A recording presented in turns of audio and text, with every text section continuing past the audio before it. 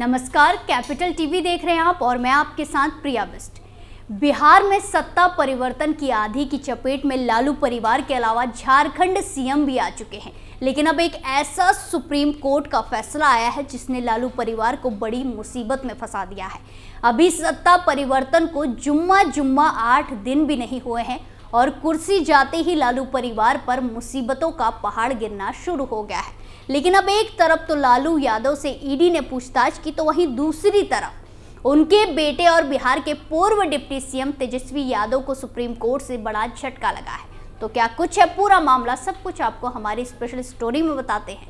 बिहार में सत्ता बदलते ही बड़ा खेला हो गया है। एक के बाद एक झटके बिहार में आरजेडी को लग रहे हैं। क्योंकि सुप्रीम कोर्ट ने राष्ट्रीय जनता दल के नेता और बिहार के पूर्व उप मुख्यमंत्री तेजस्वी यादव से कहा है कि वो एक सप्ताह के भीतर स्पष्ट रूप से ये लिख कर दे कि उन्हें गुजरातियों पर दिए गए बयान पर खेद है और अपना व्यक्तित्व वापस ले।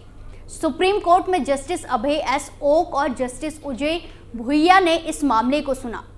तेजस्वी इस मामले को खत्म करने को लेकर 22 जनवरी 2024 को सुप्रीम कोर्ट पहुंचे थे। यहां उन्होंने एक शपथ पत्र दायर करके जानकारी दी थी कि वो गुजरातियों के खिलाफ दिया गया अपना बयान वापस लेना चाहते हैं। इस पर सुप्रीम कोर्ट ने कहा कि तेजस्वी यादव को एक सप्ताह के भीतर स्पष्ट शब्दों में ये लिखना होगा कि गुजरातियों पर दिए गए बयान पर उन्हें खेद है, वो अपने इस बयान को वापस लेते हैं। इस मामले की अगली सुनवाई अगले सप्ताह होनी है। ऐसे में उन्हें ये कहते हुए शपथ पत्र एक सप्ताह भीतर दाखिल करना होगा।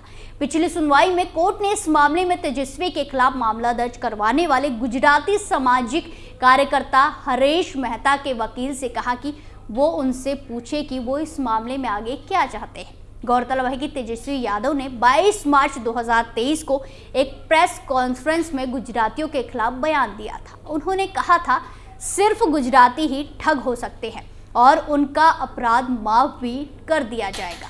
अगर वो देश से फरार भी हो जाए तो उसके लिए कौन जिम्मेदार होगा।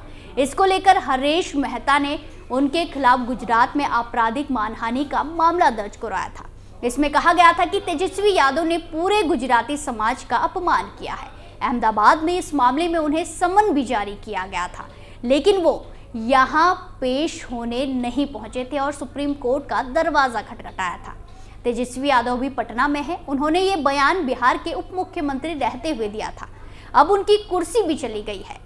28 जनवरी 2024 को बिहार के सीएम नीतीश कुमार ने राजद से समर्थन वापस लेकर एनडीए के साथ मिलकर सरकार बना ली। तेजस्वी यादव से 30 जनवरी को पटना में जमीन के बदले नौकरी मामले में ईडी पूछताछ भी करने वाली है। 29 जनवरी को उनके पिता लालू प्रसाद यादव से पूछताछ हो चुकी है। वैसे आपको बता दें कि ये पहला मामला नहीं है जब इस तरह की टिप्पणी के मामले में सुप्रीम कोर्ट सख्त हुआ है। इससे पहले राहुल गांधी भी इसी तरह की बयानबाजी कर चुके हैं। अभी हाल ही में राजस्थान के जालौर में प्रधानमंत्री नरेंद्र मोदी के खिलाफ राहुल गांधी पनौती वाला बयान देकर घिर गए थे। बीजेपी राहुल के खिलाफ चुनाव आयोग पहुंची है और एक्शन की मांग की थी। बीजेपी प्रतिनिधिमंडल ने चुनाव आयोग को सौंपे गए अपने ज्ञापन में कहा कि हम निर्वाचन आयोग से अनुरोध करते हैं कि मल्लिकार्जुन खड़गे और राहुल गांधी के खिलाफ उनके लगातार धोखाधड़ी, आधारहीन और अपमानजनक आचरण के लिए उचित कानूनी कार्रवाई करके तत्काल हस्तक्षेप किया जाए और उनके खिलाफ निषेधात्मक आदेश पारित किया जाए। ज्ञापन में आगे कहा गया था कि अन्यथा ये चुनावी माहौल को खराब कर देगा और इससे सम्मानित व्यक्तियों को बदनाम करने के लिए अपशब्दों, आपत्तिजनक भाषा का उपयोग और झूठी खबरों को रोकना मुश्किल हो जाएगा। राहुल गांधी ने अहमदाबाद में विश्व कप क्रिकेट के फाइनल मैच में ऑस्ट्रेलिया से भारत की हार के बाद राजस्थान में एक चुनावी भाषण में मोदी के खिलाफ पनौती शब्द का इस्तेमाल किया था। आमतौर पर पनौती शब्द ऐसे व्यक्ति को संदर्भित करता है जो बुरी किस्मत लाता है। कांग्रेस नेता राहुल गांधी ने मंगलवार को राजस्थान में एक चुनावी रैली को संबोधित करते हुए कहा था कि पीएम का मतलब पनौती मोदी है। क्रिकेट विश्व कप फाइनल में ऑस्ट्रेलिया के खिलाफ भारत की हार का जिक्र करते हुए राहुल गांधी ने दुर्भाग्य से जुड़े इस शब्द का इस्तेमाल किया। मैच में हार के बाद से सोशल मीडिया पर पनौती शब्द ट्रेंड कर रहा था। राहुल ने आरोप लगाया कि मोदी लोगों का ध्यान भटकाते हैं जबकि उद्योगपति अडानी उनकी जेब काटते हैं। उन्होंने कहा कि मोदी टीवी पर आते हैं और हिंदू मुस्लिम कहते हैं और कभी कभी क्रिकेट मैच चले जाते हैं और अलग बात है कि हरवा दिया पनौती। कांग्रेस नेता ने कहा कि पीएम मतलब पनौती मोदी। रैली को संबोधित करते हुए राहुल गांधी ने कहा कि हमारे लड़के क्रिकेट विश्व कप जीत जाते, लेकिन पनौती ने हरवा दिया। रैली में जब राहुल गांधी बोल रहे थे तब कुछ लोग पनौती पनौती चिल्लाने लगे। इस पर राहुल गांधी ने जवाब दिया कि अच्छा भला वहां हमारे लड़के विश्व कप जीत जाते, लेकिन पनौती ने हरवा दिया। टीवी वाले ये नहीं कहेंगे, लेकिन जनता जानती है। इस पर कांग्रेस ने कहा था कि राहुल गांधी ने प्रधानमंत्री को लेकर पनौती वाली जो टिप्पणी की है, वही बात क्रिकेट विश्व कप में भारतीय टीम की हार के बाद बहुत सारे लोग सोच रहे थे। पार्टी के महासचिव जयराम रमेश ने हार के बाद प्रधानमंत्री मोदी की खिलाड़ियों से मुलाकात का वीडियो सामने आने के बाद ये आरोप भी लगाया था कि प्रधानमंत्री मास्टर ऑफ ड्रामा, नाटक के उस्ताद हैं।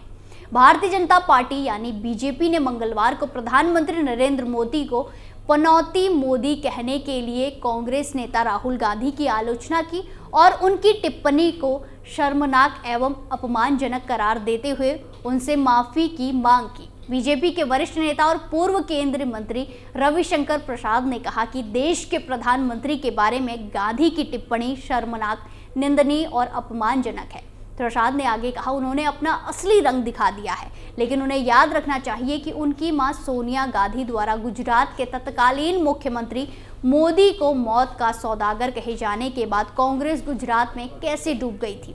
कांग्रेस नेता की टिप्पणी पर प्रतिक्रिया मांगे जाने पर प्रसाद ने संवाददाताओं से कहा कि मैं प्रधानमंत्री के बारे में राहुल गांधी की टिप्पणी की कड़ी निंदा करता हूं। इतना ही नहीं, राहुल गांधी को अपने बयान की वजह से संसद की सदस्यता भी गंवानी पड़ी थी। हालांकि बाद में सुप्रीम कोर्ट ने सजा को रद्द कर दिया था।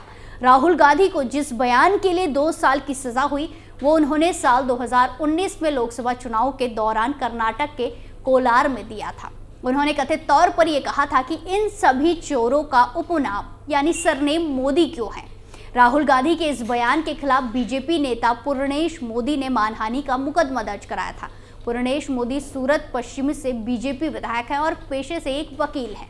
वो भूपेंद्र पटेल की सरकार में मंत्री भी रह चुके हैं। पूर्णेश मोदी का आरोप था कि राहुल गांधी की इस टिप्पणी से पूरे मोदी समुदाय की मानहानि की है। इस मामले की सुनवाई सूरत की अदालत में हुई। राहुल गांधी के खिलाफ भारतीय दंड संहिता की धारा 499 और 500 के तहत केस दर्ज किया था। भारतीय दंड विधान की धारा 499 के आपराधिक मानहानि के मामले में अधिकतम 2 साल की सजा का प्रावधान है।